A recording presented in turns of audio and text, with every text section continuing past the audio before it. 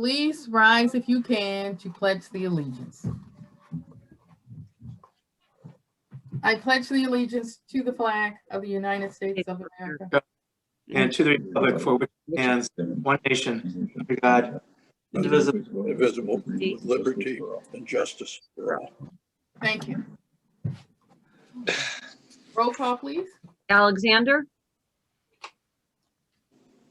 Yes. Henry, Yes. Lentine, Here. Lewis, Here. Nelson, Here. Thomas, Here. Ursu. Here. Oh, I have to find, wait a minute. Entertain a motion to accept the consent agenda. No, we already did that though, didn't we? This was in, oh yeah, entertain a motion to accept the consent agenda. So move. Thank you.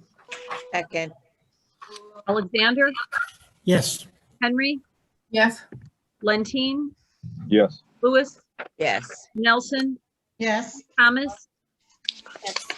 Ursu. Yes.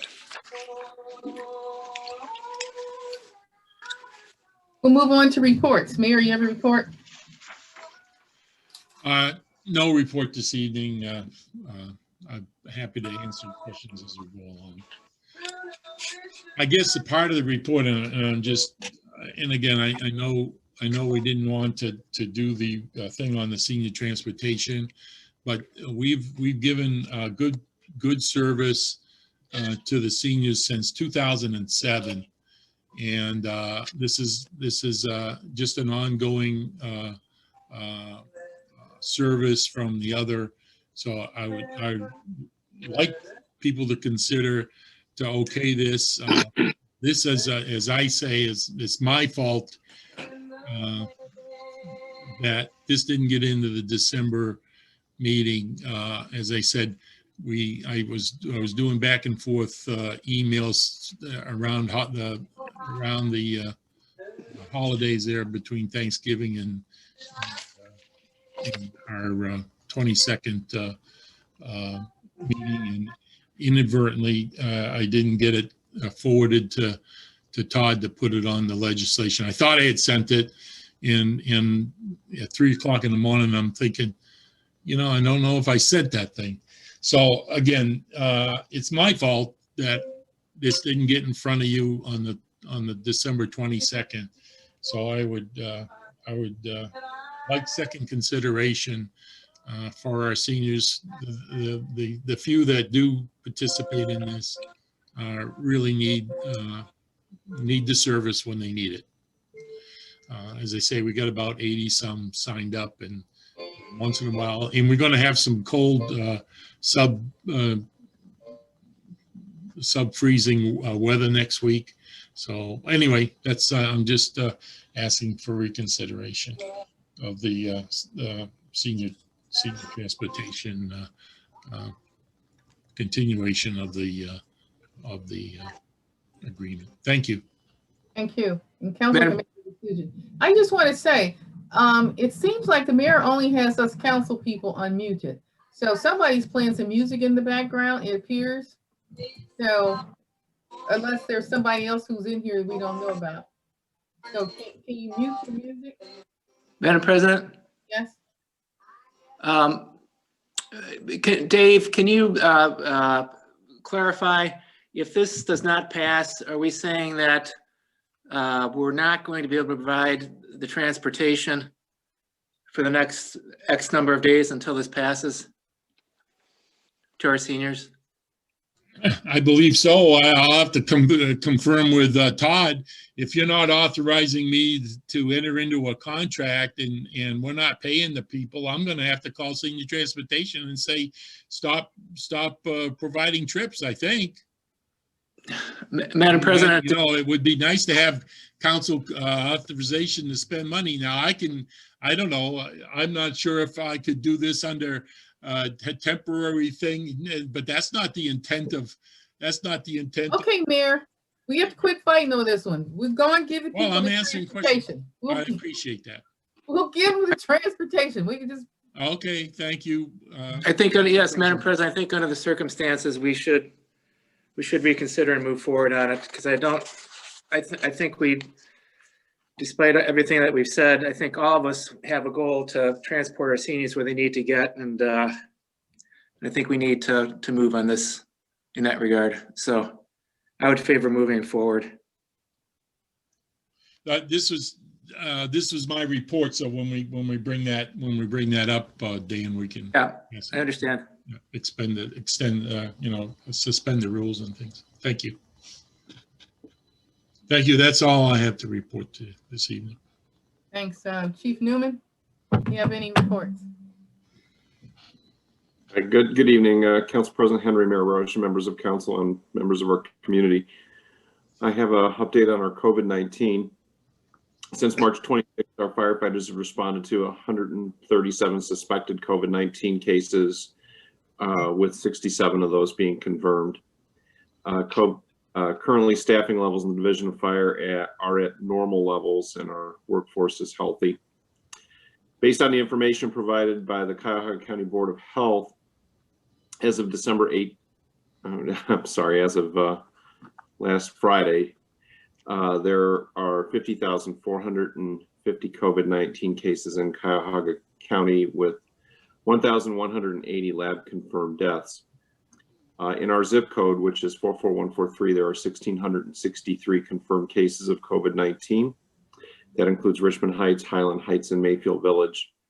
And Cuyahoga County is currently at red alert level 3, which is a very high risk of exposure and spread level. So everybody needs to stick to the basics, wash your hands, wear your mask, even with your friends, when you're with friends or family, and stay socially distanced. Work from home when you can, and stay at home when you are sick. And this will help stop the spread.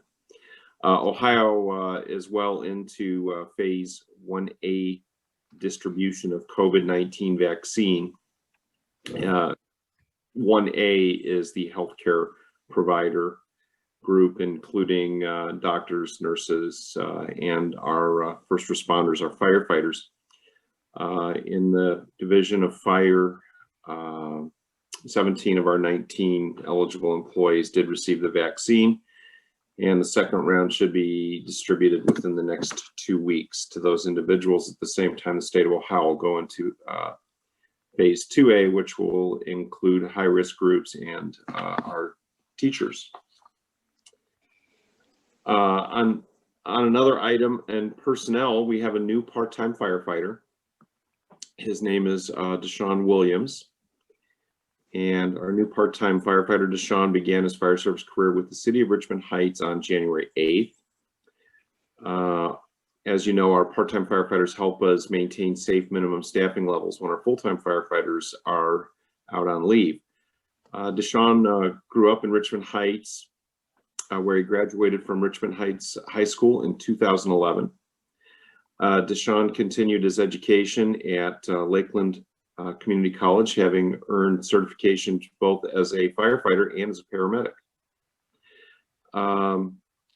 In addition, Deshaun has achieved certification in advanced cardiac life support. Deshaun is a full-time firefighter paramedic for the city of East Cleveland, and Deshaun and his wife, his 2 young sons, are also Richmond Heights residents. So we welcome Deshaun into the Division of Fire. He started his training this week. He's doing very, very well. He's working with Lieutenant Jason Buss. Our one squad that struck the manhole back in November has been repaired. It's back in service. Our second squad, Squad 741, is now at the shop for an air system leak. I should have an estimate on that repair in the next day or two. So we've got one back, we got one in, and we still are using University Hospital's reserve ambulance. So we haven't decreased the level of service to our community with all that going on. That concludes my report for this evening. I'd be very happy to take any questions. Thank you, Chief Newman. Police Chief Wetzel. Council President Henry, Mayor Roach, members of council, and members of the community. Our Blessed Are the Peacekeepers rock is now sitting upright at the front of our station by the lobby doors. Please stop and visit to see it when you have a moment. It is beautiful, especially at night when it has blue lighting casting on it. A special thanks to Keeney Sand and Stone for donating the rock, and North Coast Memorials for their free engraving on the rock. Also a note of gratitude to Kathy Gamber, our HR director, and Mary Beth Muley from our Civil Service Commission, who donated the blue solar lights. And our hats are certainly off to the Service Department for all their hard work and help with this heavy project. On January 6, 2021, the U.S. Bank on Wilson Mills was robbed. Our Detective Bureau worked in collaboration with the Cleveland Heights, Euclid, and Mayfield Heights police departments, and 2 days later, the suspect was arrested. He was wanted in 3 other area bank robberies. It was a nice example of solid investigative work with a quick and impressive turnaround time. The Ohio Attorney General sends out a quarterly newsletter called On the Job Criminal Justice Update, and the winter 2021 edition featured our agency's youth outreach efforts. It was a nice opportunity to share the good work our personnel are doing in building bridges of trust with our young people and their families. We are hoping other agencies will model our programs for their youth outreach efforts. Jennifer Applegate from the Ohio Attorney General wrote the following regarding the newsletter that was sent out. She said, quote, "We have a mailing list that tops 5,000, and that's separate from those who get the e-newsletter. A physical goes to all law enforcement agencies, including sheriffs, all county prosecutors, all Ohio judges, all fire chiefs, the congressional delegation, coroners, victim advocates, etc.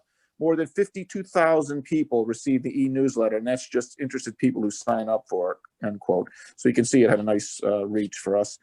And then our 2021 Police Spouses Partner Virtual Academy starts on January 23rd. Officer Tim Casto has been organizing and preparing an excellent program with the assistance of Police Secretary Steph Cabot. We are confident this unique program will have a positive impact on the lives of police officers. Then in closing, despite a health pandemic in 2020, our agency had a positive and productive year. Our officers and staff worked hard to provide our community with professional and compassionate police services with a strong emphasis on community policing and building relationships of trust with those we serve.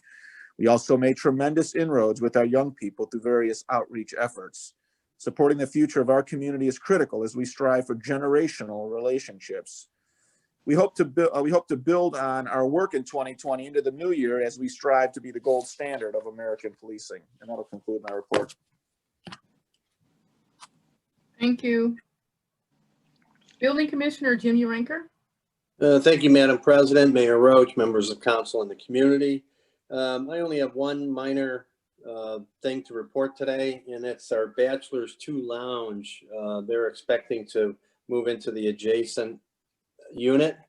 They came in with some plans the other day, and I just want to inform everyone that there could be a bit of an expansion in that Bachelor's 2 to a barbecue, a B2 barbecue it will be called. That's all I have for today, but I'd be happy to answer any questions. Thank you very much. Finance Director Jim Technip. Thank you, Council President Henry, Mayor Roach, members of council, and tonight's Zoom audience. The Finance Department remains busy performing year-end closing procedures for the fiscal year 2020. Fiscal year 2021 is open now. The 2021 temporary appropriations have been loaded into the VIP financial software system. All 2021 blanket purchase orders have been entered into the VIP system. 2021 payroll records have been updated and loaded into our in-house payroll system, and the first biweekly payroll of 2021 is being processed this week. Auditor requests for financial records are being scanned and transferred as electronic files via the Microsoft OneDrive. Also, 2020 W-2s and 1099s will be completed and mailed out by the end of January. I'm also happy to announce that the police department has a secure connectivity to the VIP financial service and will begin entering payment requests this week. I will also be training the police department staff with budget prep on this new VIP software. And this concludes my report. Thank you very much. Recreation Director, Madam Chair, I have a question. yes. May I ask Jim for clarification? Did you say the auditor request was sent for 2021 or for 2020? What, can you clarify that? It wasn't clear for me.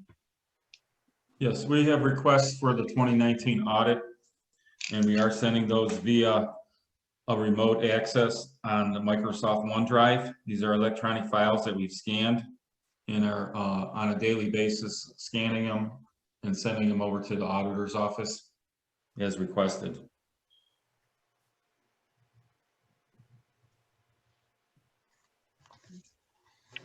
Thank you.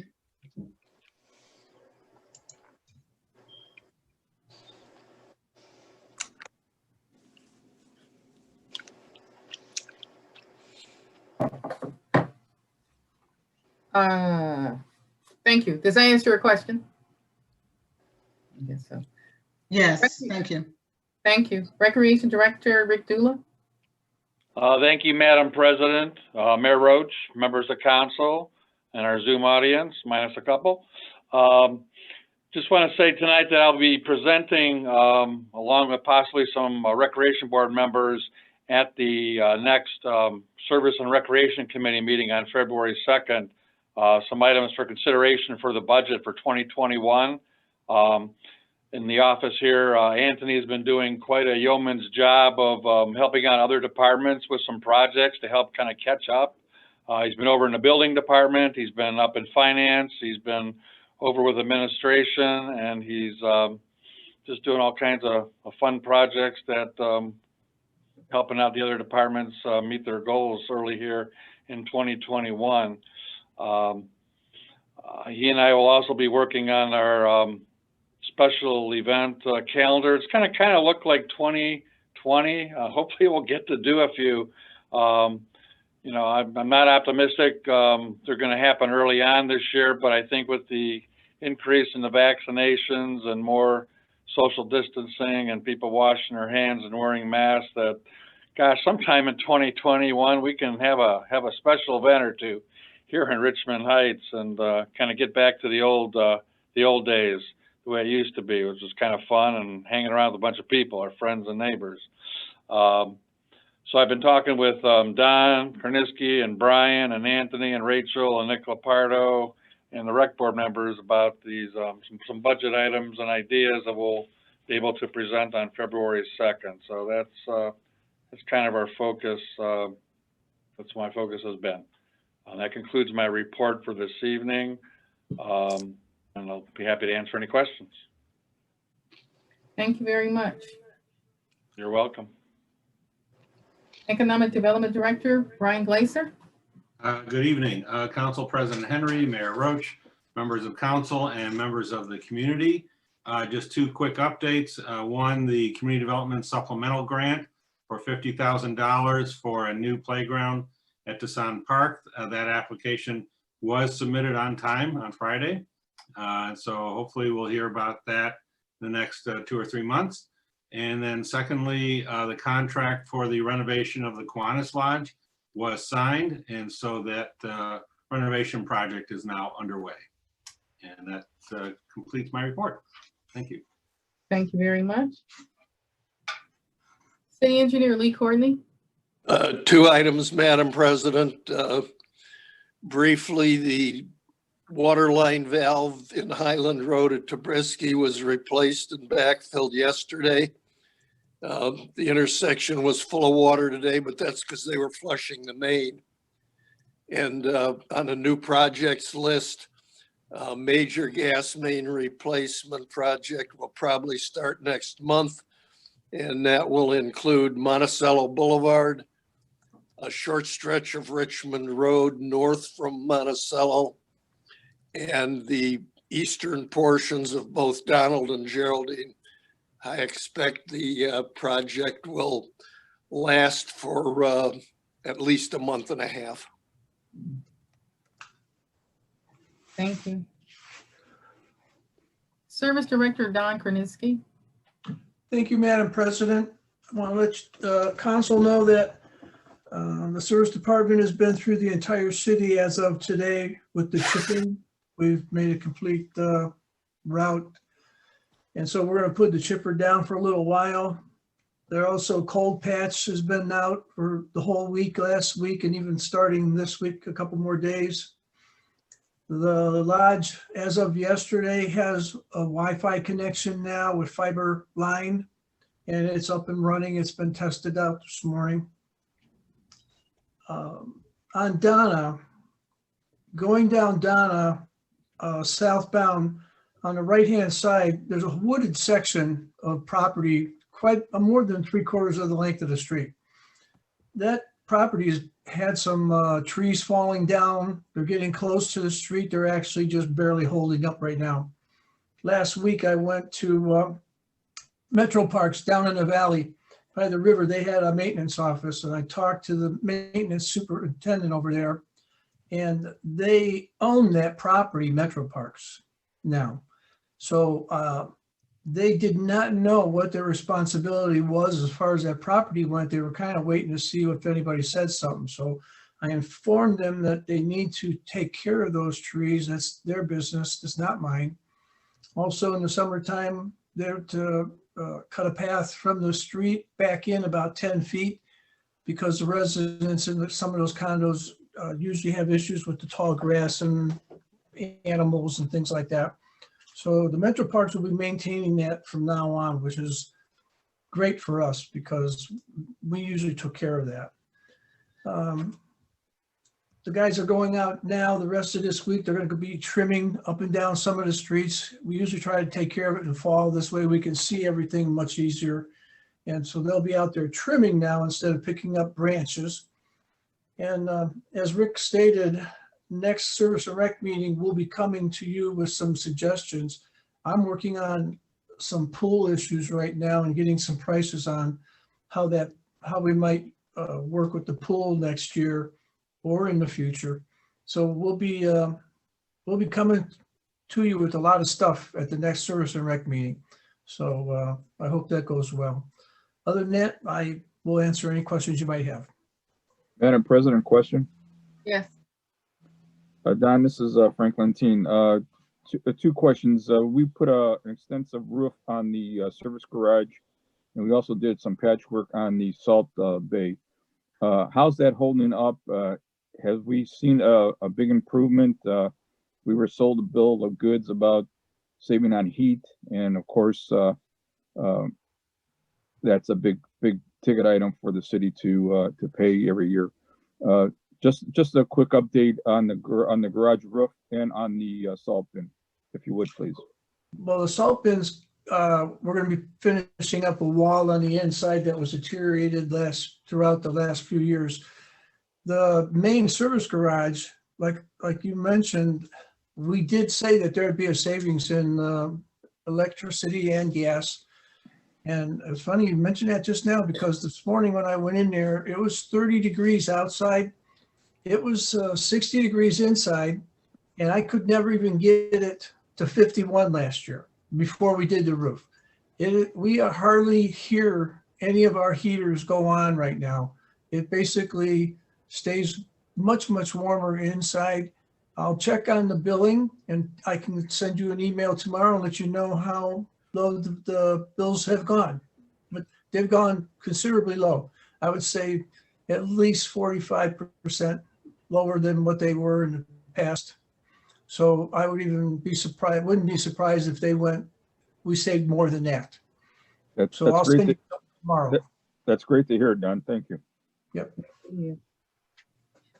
So we have a couple other things that we don't see on the agenda. So I just want to go back and I'll tell you a couple of them. First, I want to say something, and then Jeremy put a request in to speak like a month ago, and then we have a letter from Dr. Ackerman. These are things that I know of. But first, I would like to say something in view of what has happened in this country in this last week. And what I like to say is, because I thought about our city when all this was happening, and I like to say that my hope is that the citizens of Richmond Heights never decide they have no option but to take government in their own hands. So please take a moment of silence to reflect on the loss of the people who died from COVID, as well as those who died in civil unrest in our United States Capitol.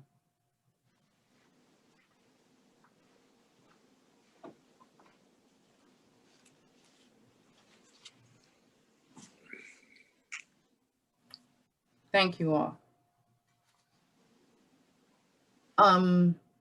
If any other council people, other directors wanted to make any comments, you're free to do that before we go on to our audience comments, or directors, anybody. Okay, thank you. Thank you all for acknowledging. Jeremy Cumin would like to make a comment, and Dr. Ackerman sent it in a letter. We'll have the clerk to read the letter. But first we'll go with Jeremy because his request came in a month ago. Thank All you, right. Madam President, members of council. Try to be brief. I just want to make you aware of a situation that occurred a few weeks back. I was served with a complaint from the Ohio Elections Commission filed by a member of the community. In the complaint, I was accused of being behind the literature that was distributed that was anti-levy for the school. And I just want to clear up the misconception. First, I was approached by the people who put that literature out, but I declined to participate. So let me be clear.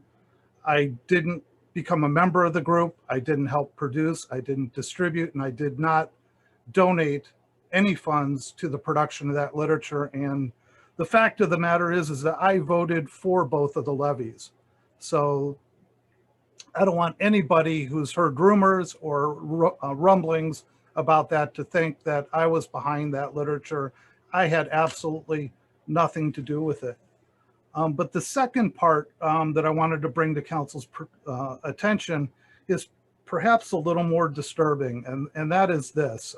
When I was looking at the documentation that was provided to the Election Commission, it strongly suggests that the people behind that complaint were members of the school board and or Dr. Willis herself. And I am going to share my screen if that is okay. And I am going to show you, give me 1 second. This is an email that was part of the package provided to the school board or to the Elections Commission. And this is a confidential private email from the school's mail servers that was given to a resident in order to file the complaint. Now, the only way this resident who filed the complaint ends up with this email is if it was provided by one of the two people in the email. So it was either the president of the school board or Dr. Willis herself. And what is more disturbing to me is that somebody in an elected position, Eloise, you're Right, can you stop sharing that? Because I did not know we were going to go to this extent. So will you stop sharing that and keep to your point, please? I will keep to my point. The point is that an elected official is targeting individual residents for harassment, intimidation, because they don't like what the resident may have to say. Now, that's constitutionally protected speech, and I don't believe that it's appropriate for elected officials to be targeting individual residents. And I just want to make council aware, the school board was quick to call out the character of individuals who may be doing business with the city. And I think it's fair to point out the character issues of these individuals hiding behind a resident in order to harass an individual resident. And with that, I'll turn it back over. I've said everything I need to say. I have other documents I'm happy to share. They're public record now because they were part of the complaint. But I will leave that where that is. And that's all I have to say. All right, thank you. And the clerk, did you get any other correspondence on anything that we need to share? No, I did. I just received a letter from Dr. Pat Ackerman, and I checked. Madam President, if Councilman or ex-Councilman Cuman can speak without writing, then Right. I, as superintendent, am requesting to speak without writing as well. Exactly. So, but please let us read the letter first and then you can do that. Thank you. Thank you. Clerk. I'll go ahead with the letter. This is from Pat Ackerman to the mayor and council members. Greetings all. As you know, the concerned taxpayers of Richmond Heights, CTRH, has observed the deliberations of the Richmond Heights City Council for several years now, and with intensity since spring 2020.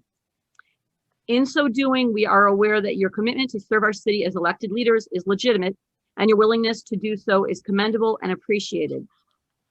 However, please know that from our vantage point, the images of leadership you exhibit from time to time are not only less than flattering, but they confound the perceptions of your service. Clearly, there is a level of professionalism to which there is no uniform agreement or commitment among you. The mercurial manner in which some meetings are conducted, the lack of civility that erupts periodically between individual leaders, the squabbling, interrupting, and talking over each other speak volumes to observers. Decorum seems to be irrelevant. Last month, even the city's longtime legal counsel participated in virtual council meeting with 2 bottles of what appeared to be alcoholic beverages in plain view nearby. While we know that the ability to disagree agreeably in public requires both training and the will to do so, we lament the fact that appearances and decorum are not priorities in Richmond Heights. In fact, until now, we have dismissed these leadership style issues as unique to each individual rather than indicative of collective leadership deficiencies. That may have been short-sighted. Regrettably, any weaknesses in city leadership are not applicable to you all, since your stewardship in fiscal matters, or that lack thereof, has now been red flagged by the state of Ohio. During the Audit Committee meeting on Tuesday, December 1st, 2020, we learned that our city was advised that its financial records may be declared unauditable by the state of Ohio Auditor Keith Faber. Such an alarming notification means that our worst fears as taxpayers could soon be realized. That is to say, we were put on notice that our city's financial record keeping is not in order. Specifically, the leaders entrusted to maintain and report the records of our fiscal affairs are failing us big time. Unauditable means that our city's business transactions are not being chronicled in a manner that can be confirmed routinely under standard external audit procedures. Unauditable means that Richmond Heights is non-compliant with state regulations. How could that ever be? The hollow rationalizations offered that evening by the mayor and finance director included casting doubts about the experience of state audit personnel. Regrettably, since the audit committee's concerns expressed at length on December 1st, business as usual has resumed. For taxpayers in Richmond Heights, business as usual is not acceptable under any circumstances. Unauditable financial records are a gigantic warning signal that negative consequences will follow.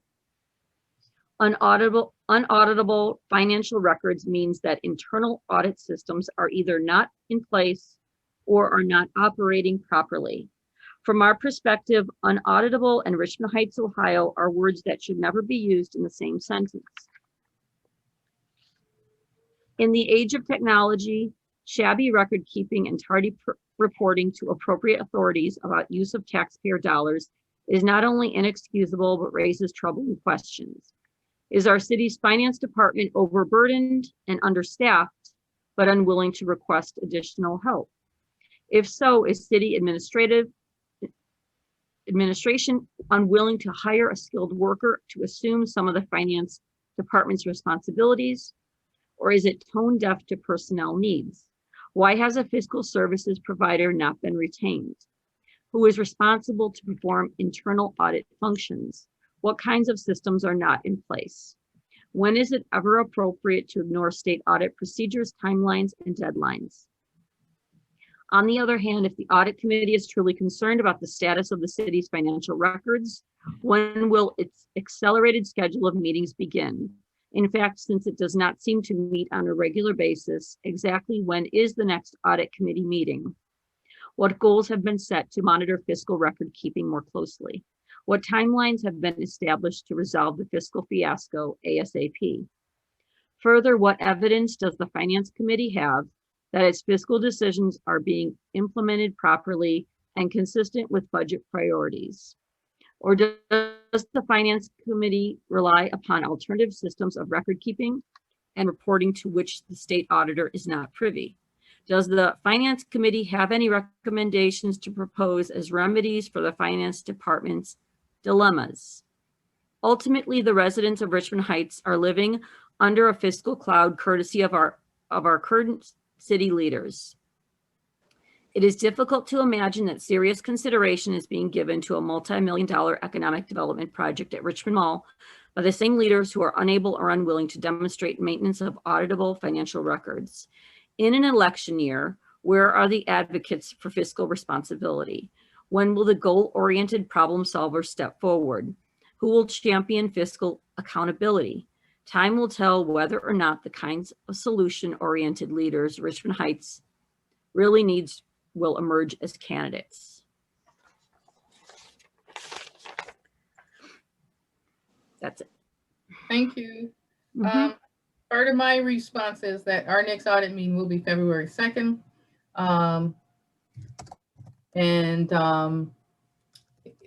We received the threat in regards to the threat of being inaudible if we did not provide the documentation.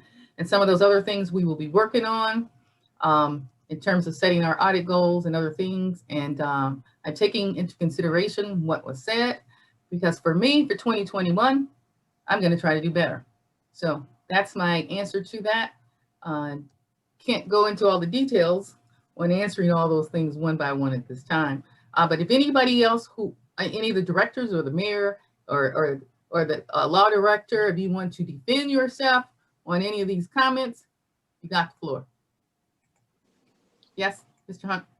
Yeah, I think it's appropriate for the city to respond to these allegations of having an inaudible financial records.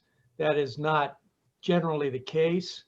And I would ask that we put together a written response to those allegations because there is a very reasonable response that has been made to the auditor and also that needs to be made to the public. The second thing I'd like to do, because I was brought into this, is that I'm appalled and I highly resent Dr. Ackerman's judgmental and misguided assumption that it is inappropriate for me to have 2 bottles of, quote, what appeared to be alcoholic beverages in plain view nearby. And this was during the December 22nd, apparently, virtual council meeting. First, I participate in these Zoom virtual meetings from my private office, not from City Hall, and I would never have alcohol at an office in City Hall if I had an office at City Hall. Second, her assumption regarding the inappropriateness of these 2 bottles is absurd. One was a non-alcoholic decanter that my 96-year-old mother, who was in a nursing home, gave to me. It was my father's, who has been deceased for 40 years. And the other was a bottle of wine that was a Christmas gift that I was to give the next day to an adult manager at my private law firm. So I highly resent these assumptions and these innuendos that are in that written public document. Thank you. Thank you. Any more comments, and then we're going to move on? Madam President, the Audit Committee have taken under consideration the report, so we are working on it. Thank you. You still got your Christmas tree up? Yeah. All right. Thank you. Waiting for my kids to take it down. All right. It's almost more work to take it down than it is to put it up. Truly. You're right. Okay. Any more responses from council? Otherwise, we're going to go back to Dr. Ackerman and Superintendent Willis, because I did get, This is the mayor. I know we'll provide a written response, but most of the unauditable comments do not have any relations to the actual facts of our system. The year before, audit results were probably best that we've received in many years. Our fiscal stability in the city is probably better than it's been in 15 years. The issue with the auditor, and we'll get into details, but this is almost at least 50% or more COVID related, where we're trying to utilize different technologies on both sides of the situation. In past years, we've had up to 5 auditors in the location, and we set them up typically in the council chambers. And we were able to kind of, respond, hand carry stuff, open files, let them look at whatever. And now we're trying to accommodate by scanning, sending documents via like a OneDrive and so a lot of that was as a result of that.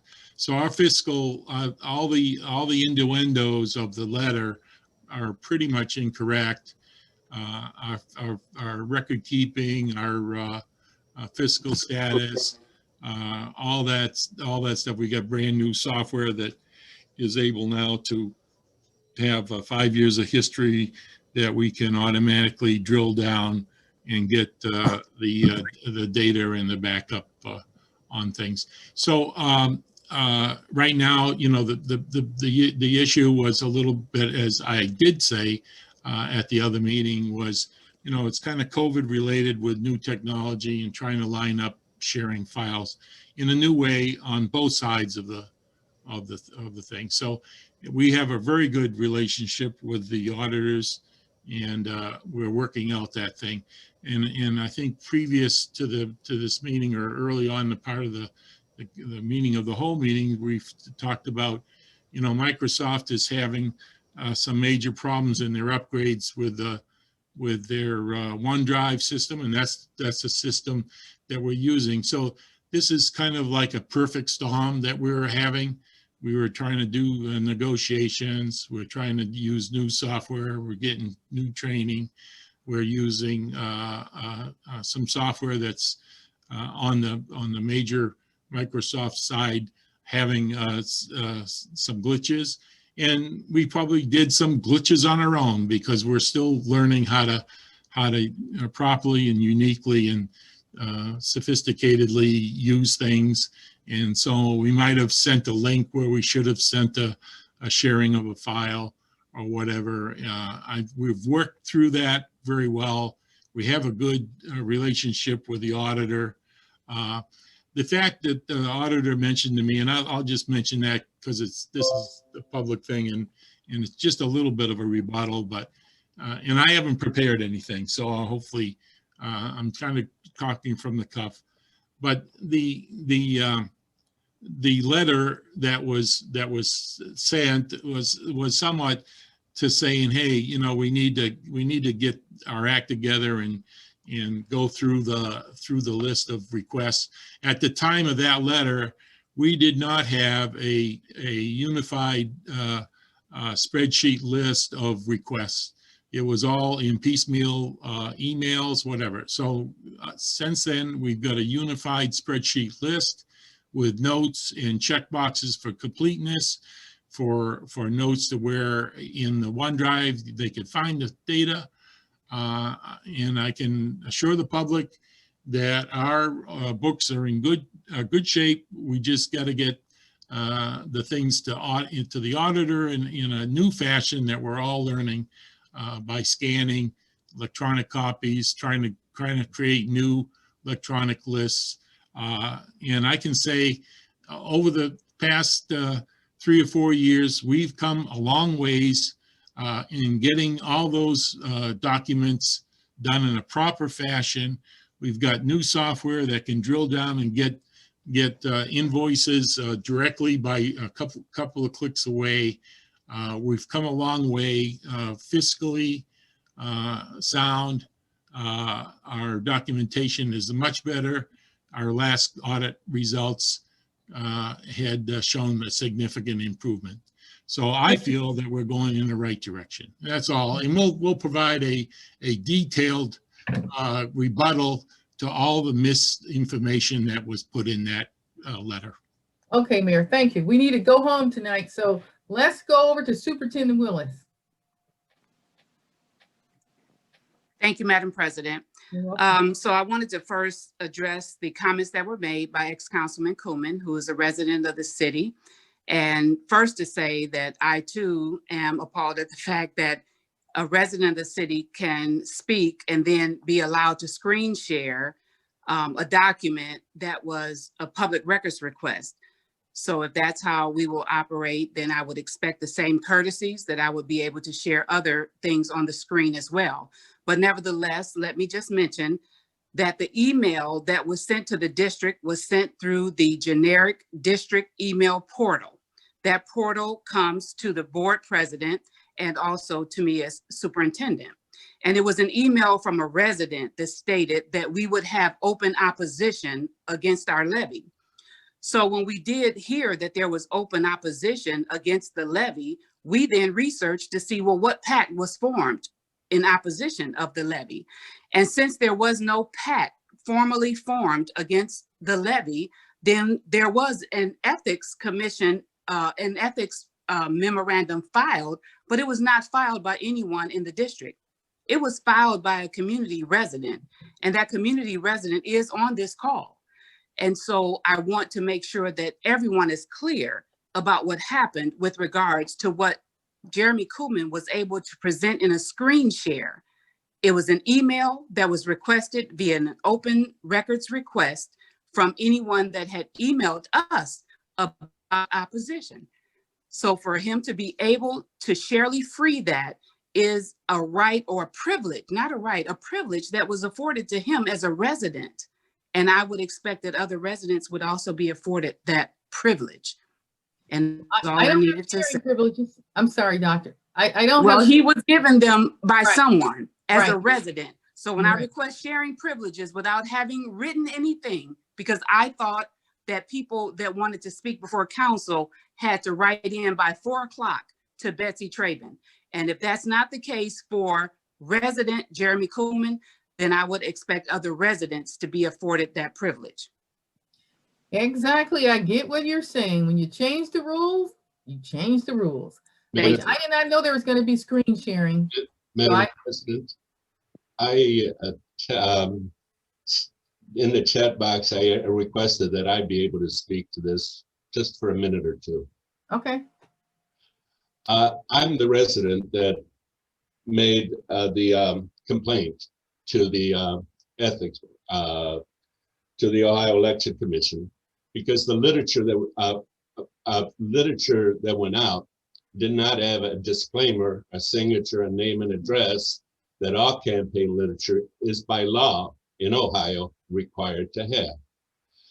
So, and I did this as a resident. I was one of the co-chairs of the levy. I'm not ashamed to be a strong advocate of the schools. I have, the schools and the children are my first love. I'm an advocate for the city also, but this has to do with the schools. I truly, I did receive that. I requested I found out that there was an email to the school. I requested a copy of that email. It was a public record, and anybody is allowed to request any public record in any way and get that record. I also had a conversation with Jeremy, and I'm disappointed because I shared that this was just done by me. Nobody at the school had anything to do with it other than giving me that letter that was part of the public records. So I am truly disappointed at that Jeremy had already this information and wanted to share this publicly. I think we all, I'm sure that one and all of us are advocates and supporters of our children and our public school and our city, and we need to continue to be one team working together for the benefit of the city. Thanks. Thank you all for listening to me. Thank you. Any more audience comments? All right, I think we did some venting there. So that's a good lesson of when the rules keep changing, things get a little out of hand or a lot out of hand. So Jeremy, I knew Jeremy was going to speak, but I didn't know Jeremy was going to share a screen. So we treaded some deep waters there. I'd like to go on. Well, I guess we might as well, we probably ought to put this thing to bed. And we're trying to learn this new software. And if I find the right checkbox that we can only share screens when allowed, I guess might be better. This happened pretty quickly. And so I don't know, I'm open to suggestions on, I got a bot. I only got two who can share. Okay, who can share screens? Right now, the default was all participants. I'm going to put host only, and so nobody can share their screen. I'll try to make sure that this setup is set up that only the host will share, unless we need something else. I'm sorry, but this is the way it is. And there's only two check boxes. All participants are only the host. Okay. And so the setting has been changed. Okay, Mayor, no problem about that. The other thing that they brought up is that the school board thought they had, in order to speak, they had to have something in by 4 o'clock. Well, that rule seemed to have changed. This whole process seemed to evolve. So when I say audience, when I ask the audience, does anybody want to speak? At that time, anybody can speak. When I say audience, is anybody. You have the chance. I just ask that you limit those speeches and to 3 minutes or less, because we could be here all night. But sometimes we need to have these conversations that we had, so it goes over that time.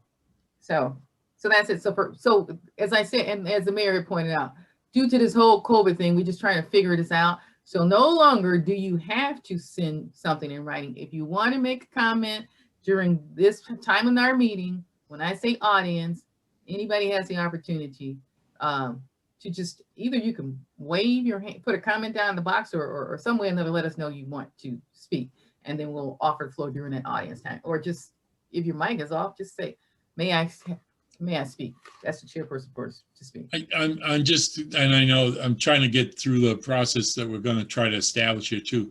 I have somebody in the waiting room. Everybody else, I think, can look. I don't know if they can look at the. Well, do you know who they are? That's my point, because we don't want to let the bad people in again. Well, I know the problem, the dilemma I have. I've seen 2 or 3 people come in. Two or three I recognize. One was Bobby Jordan, and another one was Denise. But I see a BKUMI, and I'm not sure who that is. Neither and do so and there's no way to look or I don't believe communicate with people on the thing. I'm learning. So no, because of tonight, you're not letting them in unless okay. I'm just saying, if anybody knows that person, I can click and come in, and other than they're in the waiting room. Right. Yes. I think I believe, other than the host can look at the waiting room or not. Does anybody, when you pop up participants, can you see who's in what rating one? No, we cannot. I cannot. So but what I will say is, if there is somebody who knew somebody else, like if it's somebody on the school board who knew somebody else in this meeting, they contact them and say, hey, let me in. So yeah. With the way feed that back, or if somebody, and I'll mention it, they've been sitting there for a long time. It's a BKUMI. So, I guess for anybody that's on here, please put your real name on, and I can recognize it a little better. That's all. Yeah, because we are getting hacked now, so Yeah. it'd be better if we have real names. Otherwise, we'll do like the Democratic Party does. If we don't know who you are, you can't get in the meeting. Yeah, If the no, Congresswoman does the same thing. that's If you know who you are, about you it, ain't getting in the Leila. meeting. And we'll try to set up procedures or something there. Okay, along Nate. those We don't lines. have to know you, but The we learning need to. process. Yeah. Uh, Okay, let's move on to thank old business so we can go home tonight. Old business, please. Sorry. Okay, under old business, we have ordinance 107, 2020, introduced by Henry, third reading, as amended 1/12/21. An ordinance adopting new chapter 172, technology policy in part 1, administrative code of the codified ordinances. Okay, we're just gonna hold that. It's up for more revisions. Please go on to the new business. Under new business, we have resolution 1/2021, introduced by Lentine, first reading. A resolution authorizing the mayor to accept and expend threat assessment training grants from the Ohio Attorney General. Madam President, this allows the city to accept some money that we were getting through a grant for updating our officers' training. With that, I think we could move on and pass this tonight, hopefully. If the chief has anything else to say, I would think it would be appropriate this time. Move for suspension. Thank you. Second the motion. Alexander, Yes. Henry, Yes. Lentine, Yes. Lewis, Yes. Nelson, Yes. Thomas, Yes. Ursu. Yes. Move for passage. Second. Alexander, Yes. Henry, Yes. Lentine, Yes. Lewis, Yes. Nelson, Yes. Thomas, Yes. Ursu. Yes. Resolution 1-2021 passes unanimously. Resolution 2/2021, introduced by Mayor Roach, first reading. A resolution authorizing the mayor to enter into an extension of a consulting agreement with PAS Inspection Company for Ohio Certified Building Inspection and Building Code Administrative Consulting Services. Mayor, you want to make this snappy? Please.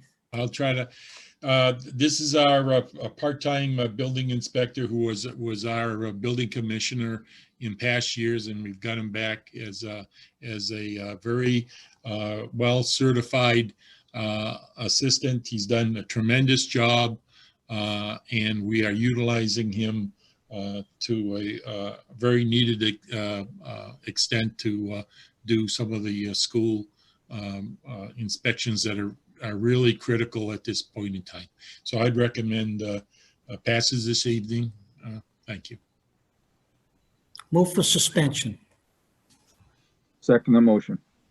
Alexander, Yes. Henry,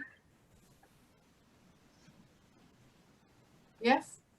Lentine, Yes. Lewis, Yes. Nelson, Yes. Thomas, Yes. Ursu. Yes. Resolution. Move for passage. Second.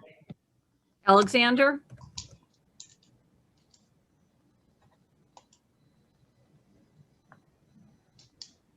Alexander. Yes. Okay. Thank you. Henry, Yes. Lentine, Yes. Lewis, Yes. Nelson, Yes. Thomas, Yes. Ursu. Yes. Resolution 2-2021 passes unanimously. Ordinance number 3/2021, introduced by Alexander, first reading. An ordinance enacting new section 1376.141 dumpsters required of the codified ordinances to require businesses and multifamily properties to provide dumpsters for the use and convenience of their occupants and tenants, setting forth standards for dumpster facilities and providing for notice of violation and penalty for noncompliance and declaring an emergency. Talked quite extensively in the Council of the Whole, and this is basically to try to clean up some of the messes around the city in regards to dumpsters and make sure that people are doing what they're supposed to. I would move for suspension. Second. Move for Alexander? passage. Oh, sorry. Alexander, Yes. Henry, Yes. Lentine, Yes. Lewis, Yes. Nelson, Yes. Thomas, Yes. Ursu. Yes. Move for passage. Second the Second. motion. Alexander, Yes. Henry, Yes. Lentine, Yes. Lewis, Yes. Nelson, Yes. Thomas, Yes. Ursu. Yes.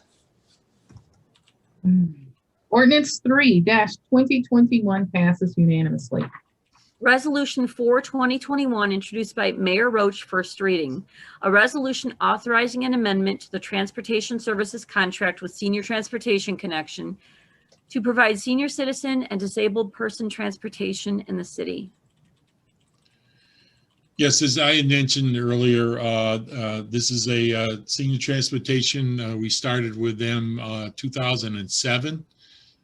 We've continued on with them. And so this is a continuation of that agreement and basically gives us another year of the agreement with the same criteria on the contract that we had last year.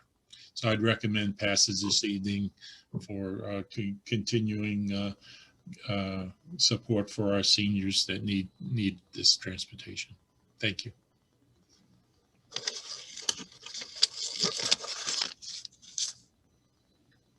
Move for suspension of the rules.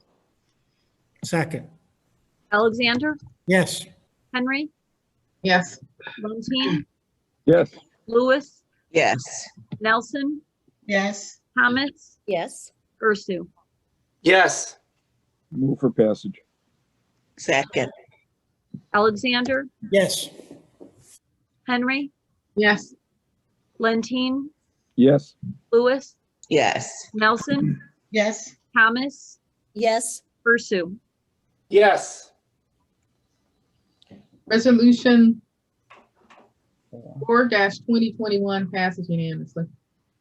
Resolution 5/2021, introduced by Mayor Roach, first reading. A resolution authorizing the mayor to enter into a community cost share agreement with the Northeast Ohio Regional Sewer District for stormwater related expenditure.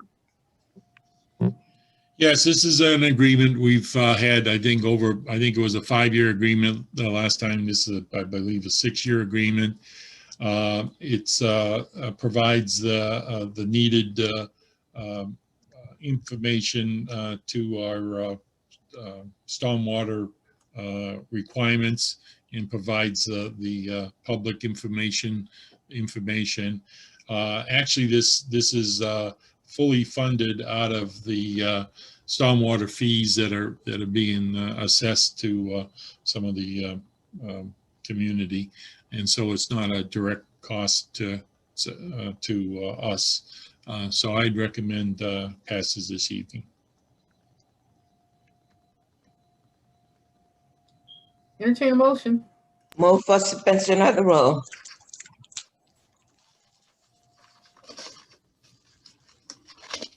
What we're gonna do? Second. Alexander, Yes. Henry, Yes. Lentine, Yes. Lewis, Yes. Nelson, Yes. Thomas, Yes. Ursu. Yes. Move for passage. Second the Second the motion. motion. Alexander, Yes. Henry, Yes. Lentine, Yes. Lewis, Yes. Nelson, Yes. Thomas, Yes. Ursu. Yes. Resolution 5-2021 passes unanimously.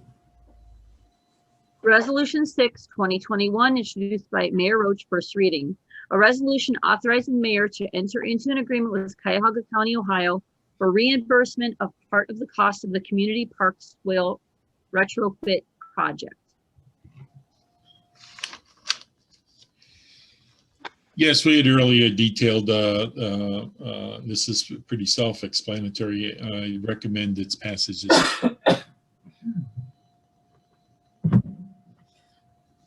Entertain a motion? Move for suspension of the rule. Second, Alexander, Yes. Henry, Yes. Lentine, Yes. Lewis, Yes. Nelson, yes. Thomas, Yes. Ursu. Yes. Move for passage. Second. Alexander, Yes. Henry, Yes. Lentine, Yes. Lewis, Yes. Nelson, Yes. Thomas, Yes. Ursu. Yes. Resolution 6, 2021 passes unanimously. Are there any additions? Dan, can I get that motion from you? Yes, Madam President, I'd like to make a motion that we go into executive session to discuss pending and imminent litigation. Second. Alexander, Yes. Henry, Yes. Lentine, Yes. Lewis, Yes. Nelson, Yes. Thomas, Yes. Ursu. Yes. All right. So for the audience, you can hang out here if you like, but we're going to we're done. We've completed our business for tonight is the point. We will have to come back to adjourn for the night, but we're going to be gone for about an hour. So if you guys want to hang out here together, I understand because we're going to go. All right. So let's move on. Madam President? Yes. First of all, I guess there was another issue for executive session, which was not covered in the motion. There is no pending litigation. It is for the imminent threat, the threat of imminent court action. And the other one was related to economic development issues. I think I provided some language for that, but I'm not sure if anyone has it. Well, I thought I did not get the precise language. Oh, I thought it was in that email that I sent out.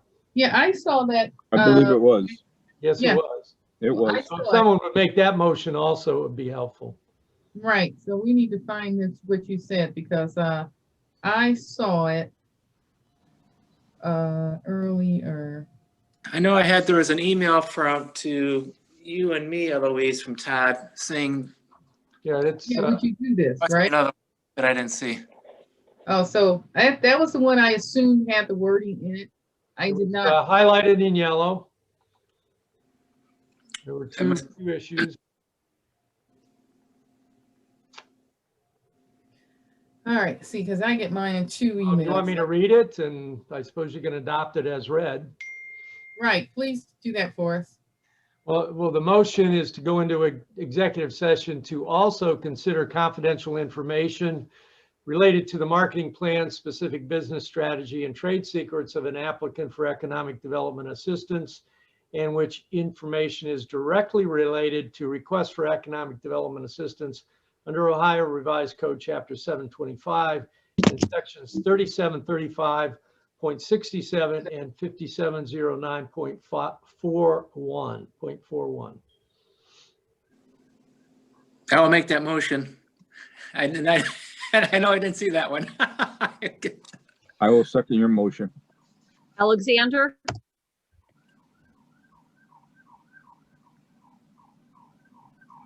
Alexander, I know he's on there.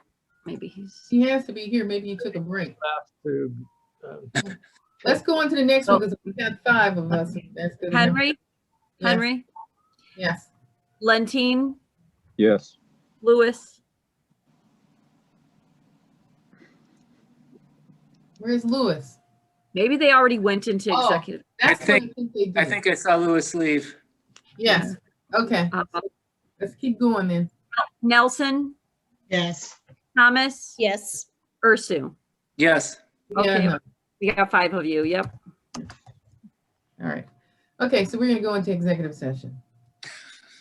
You're here. We're here, which means we're gonna have to leave out of here and go come back, guys. So remember that.